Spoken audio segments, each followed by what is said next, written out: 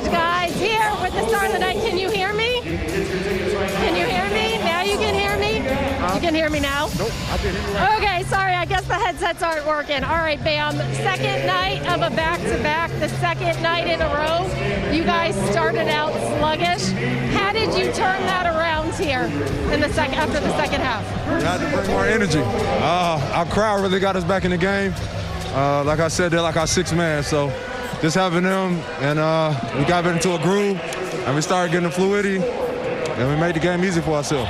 Well, the crowd helped, but so did you. You finished with 36 points. The first half, it was really hard for your team to find offense. Bam, how important was it for you to do everything tonight? You were attacking the rim. How important was it for you to draw those fouls and get those and one opportunities? That's what we need, free throws and layups, and I got to do my part. So that's my part, and we ended up with the win, so I'm happy. You look like you were having fun, especially with that buzzer beater in the third quarter. How did that one go down? That's my second time hitting one, so Coach might keep going to me. All right, Bam, I know it's hard, second night of a back-to-back. I know it's hard to look ahead to Monday, but you got the Bulls here Monday. You're tied with them at the top of the East. Can you think about that one yet? What's that going to take? I mean, it's going to be a well-competitive game, so we just need to bring our A game. Everybody need to be locked in and focused. And I feel like we can come out with a win. All right, Bam, thanks so much. Congratulations. And you've earned yourself a day off. Yes, we did. Here with Tyler Hero. Tyler, I know this isn't easy. Second night of a back-to-back. You guys had a sluggish start once again tonight. Only up by 3 there at the half. How did you turn things around? What do you think contributed most to tonight's win? Just sticking with it. You know, the game plan was to come in and, be professional, get a professional win. They had a lot of guys out. It was the second night of a back-to-back, and, anytime you can get a win on the second night of back-to-back is big. So we'll take it and, move on to the next one and get ready for Monday. Yeah, you're right. They did have a lot of guys out, and they still played really aggressively there, especially in the first half. But, Tyler, I want to talk about you for a second because you missed 4 of 5 right before the break with that sore knee. Yep. Last night you come out, you scored 25, no big deal. Tonight, 27. How are you feeling? I'm assuming pretty good. And what got you going tonight again? Yeah, I feel good. My teammates continue to set me up, give me the ball in, my spots. They continue to put trust in me, and I'm able to make plays and, for myself and for my teammates. So just continue to keep it rolling. I feel good, and like I said, we're trying to be ready for Monday. I want to talk about one of your teammates right now because Bam Adebayo is just doing everything, screening, scoring, so explosive on defense as well. Is there one thing, or can you even pinpoint what impresses you most about Bam?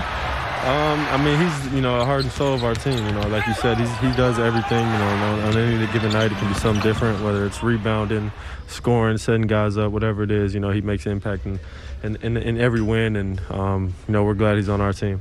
Tyler, have you had a chance to look at this week's schedule? Next up is Chicago. How do you stay focused? How do you get ready for this upcoming week? We just stick to it, keep working. We're on 2-game win streak right now, I believe. So just continue to, stick to our habits, try to build, more championship habits, and, the rest will take care of itself. Well, speaking of habits, whatever you're doing, keep doing it. Thanks so much, and congratulations. Thank you so much. Thank you. I mean, in the fourth, was there something wrong, or just a little bit of everything? Yeah, he was a little bit sore, and then we also wanted to see if this group could to finish it out, and I thought that was really important for that group to experience everything. We ran a lot of the offense in the fourth quarter through Bam and Tyler. Those were great experiences and really important, for our team. I know it was good to see us close it out and have all the stress, of all those situations, in those last few minutes. Pop had said pregame. I mean, obviously, I can't never say his name. He wasn't in, and Collins was on a minute restriction. When he got to that point where Collins was out, did Bam's eyes just sort of light up? And because obviously they were running real low on size. Yeah. Bam is just really coming into his own as an impact-winning player, and really coming into his own as a great player in this league. And, there's so much that, he has on his plate that he has to constantly make reads, during the course of the game, when to facilitate, when to be aggressive, when to look for scoring opportunities, when to look to get other people open. That's a whole lot more nuanced than the average fan could possibly understand, and he's just making exponential, growth and strides as the season goes on. And I thought his decision making, was terrific. Tonight, balancing all of that. The start, obviously, uncharacteristic, but you have such confidence in this group, knowing what they're made of, that while it concerned you, it didn't worry you greatly. Yeah, I mean, the first thing is you just have to tip your hat to the Spurs and how they play. It is super unique. How aggressive they are, how much speed and quickness they have, and they really attack you off the dribble, and they're relentless. They never stop. They'll end up having 3 or 4 drives on a single possession with, that never happens in this league. Then they're constantly cutting and crashing the glass. It's a unique style of play that you don't see night in, night out. So it takes you a while to adjust to it. We did not handle it well in the first quarter, and I thought as the game went on, we started to get a little bit better with it. And look, we're one of the better teams in terms of protecting the paint. They had 30 in the paint on us in the first quarter. That was crazy. But they've really created a unique system for that group, and even though they had guys out, they still got to that system and that style of play, and that had us on our heels, at several points during the game. Yeah, I was just going to say, sub 500 team, sitting 3 key players, and still it comes down to the final. Yeah, I mean, so was life in the NBA, or? Yeah, I mean, you know how the Spurs run their program, and Pop, and they're going to play to their identity, and they're going to stick with that. And if you watch this team the first 6 weeks of the season to where they are now, you see incredible growth and improvement, throughout their roster. And even though they had, some of their main guys out, the other guys still played to that style, and they did it extremely well. It was challenging, to be able to really contain the dribble and contain those cuts. With everything you were talking about with Bam, the weight he has to carry, how much he has to process, how much does having Kyle out there kind of I think simplify things for him, I guess? Yeah, well, more than that, I think what Kyle, has really brought, to Bam is even a higher level of processing, really reading. It's really the way I compare it to is being an NFL quarterback. The average fan sees the first read, maybe the second read, but there's 8 to 10 reads, that an elite quarterback has to make.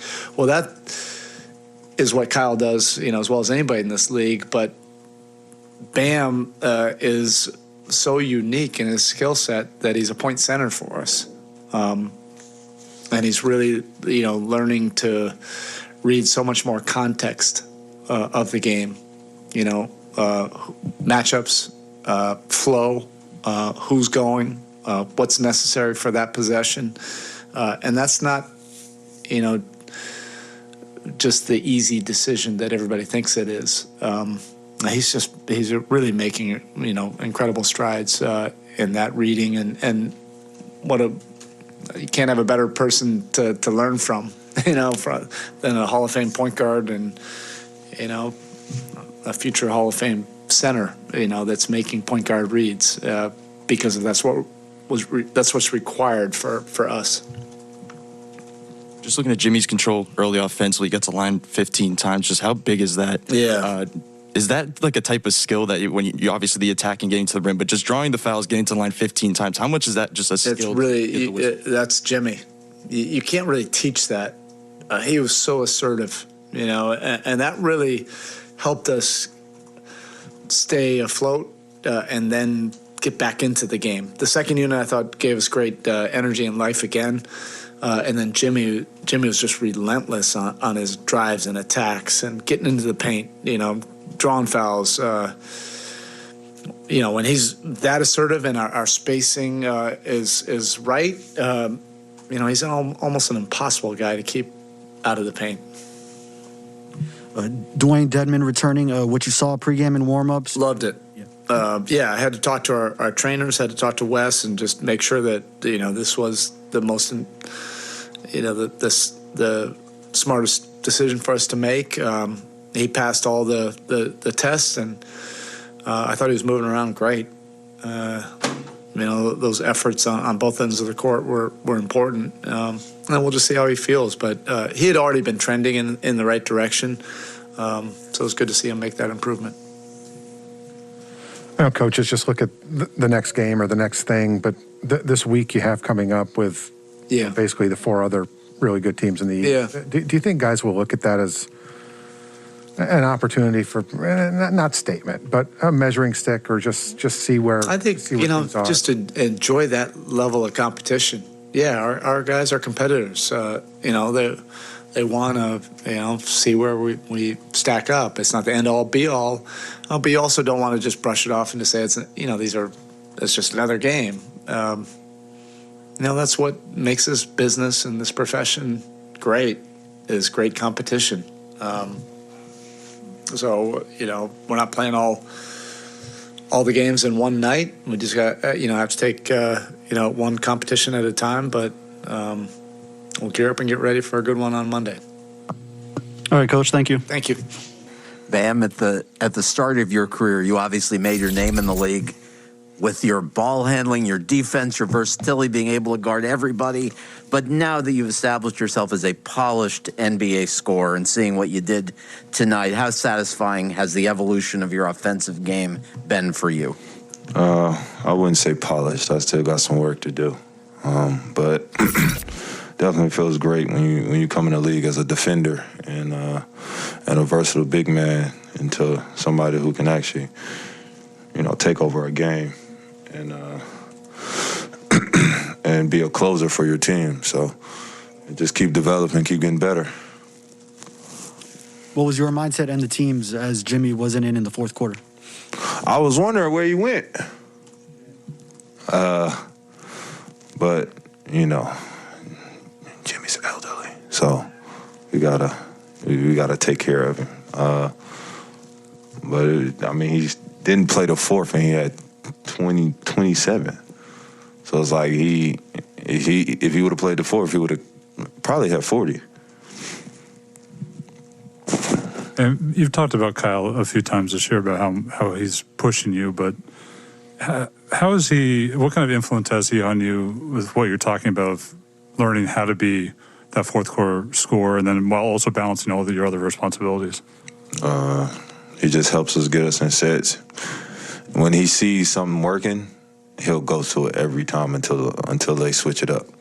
So having a guy like that just reads the game that well, and the IQ is so high, it's a luxury to have on your team. Bam, just knowing all the stuff you do defensively, just with the versatility, guarding guys one-on-one, do you feel like you're at your best when you're as that weak side defender, just baseline roaming in that way? In second part, Jimmy said you stole one of his blocks in that way. Is that true? First part, I feel like I'm good anywhere on the court on the defensive side. Second of all, probably. But he's Gym VP, and he should just let me get DPOI. I feel like that's fair, And got to ask you about the buzzer beater at the end of the third. That's my second time Coach drew it up, so it's working. If it ain't broke, don't fix it. This guy. What up, Tim? It's been a few months since Tokyo, obviously, but, that love that is very clear now. That wasn't always there, of course, with you and Bob, but it seems like it's doing just fine now. When you look back on that, and you talk about growth and development and having to continue to do both, what did those, whatever it was, 6 games over there and coming home with that medal, how much has that helped and, on that path toward growth? I'm still mad he cut me. I'm sure. But just learning so much from not only one of the greatest coaches of all time, but being around all the greatest players in our league is a different mindset. And when you talk to everybody has a different way to go about things, and to see masters of their craft come together and buy in and sacrifice, and everybody play a role. It's a beautiful thing, because a lot of dudes that was on the Olympic team wanted to sacrifice and want to win a gold medal. So, you have guys like that are so selfless that they'll sacrifice to get a W and a gold medal. I mean, being a part of that was a beautiful thing.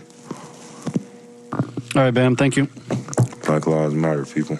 Hi, Jimmy. Spo said he gave you rest in the fourth because you were a little sore. He was going to ride the guys who began the fourth with that flurry after you did so much for 3 quarters. How are you feeling? And what was it like just to be able to exhale a little bit from the bench and watch your guys finish it out? I felt great. And it also feels great to know that my guys can go out there and get the dub when needed. They were playing so incredibly well the entire fourth quarter that I think Spo made a great call. Yeah, I'm a little sore and whatnot, but I'll be fine. But I got so much faith and respect for my guys going out there and playing the way that they did in the fourth. What was the conversation with Spo in that moment in deciding whether to go in or remain held out? He just came to me and was like, "You okay?" I was like, He said, "I mean, they can do it. Let's find out." And I said, "I know that they can do it." He has just as much faith in those guys as I do. Yeah, he wants me out there as well. Pretty sure my squad does too. But I know what they're capable of. I do. I believe in them. They're together through the good and the bad, and they proved that tonight. Jimmy, obviously a monster performance from Bam tonight, and his I guess you could say his score and aggression has been trending upward the past few weeks. I'm curious, with all that he has to process with his offense, with all the weight he has to carry, what kind of an influence has Kyle had on him this year as far as him finding the balance of when to be aggressive or not? If anything, Kyle's telling him to be even more aggressive, and that's with him, he would call it aggressive now, and Kyle's still like, keep going, more. But that's just who Kyle is. When he sees the potential in somebody, he's hyping everybody to do that every single possession, putting you in a position to be great, whether it's to score the ball or he knows what the defense is going to do so you can be able to skip it to tuck in the corner. Like Kyle's always 3, 4, 5 plays ahead. So whenever you got a PG like that, that's constantly putting a battery in your back and hyping you up, man, it's easy to play basketball. Jimmy, another one on Bam. I know you guys slot all over the place just with the switching, but when Bam specifically, as the weak side defender, when he's coming over baseline roaming, seems like over the last 2 nights he's had about at least 5 or 6 blocks in that way. Just how much pressure does he take off of you in that way? They gave Bam one of my blocks tonight. We both went over there and we both jumped. I hit the ball first, and then I hit it into Bam's hand. We watched it. So y'all need to correct that, league. Bam has 2 blocks, and I have 1 block. But other than that, I think everybody has a sense of security whenever you know that Bam is somewhere around the paint. And even if he doesn't block the shot, he's going to alter it. And then if they skip it, he's also going to run out there and close out. So whenever you have Bam out there and he's everywhere all the time, it's a gift and a curse because you're always banking on him to be there. And it's like, you know what? Sometimes we got to do our own job and we can't just rely on Bam all the time. Can you speak to the upcoming stretch beginning with the second-place Bulls on Monday? It's going to be tough. The Bulls have been playing great basketball. Debo is one of the best to do it. I think everybody around the league has so much respect for him. But just the way that the team plays, they really like each other, and they just got some really good ball players. So it'll be a great matchup, but I think it'll really test us and see what we're made of. All right, Jimmy, thank you. Yes, sir.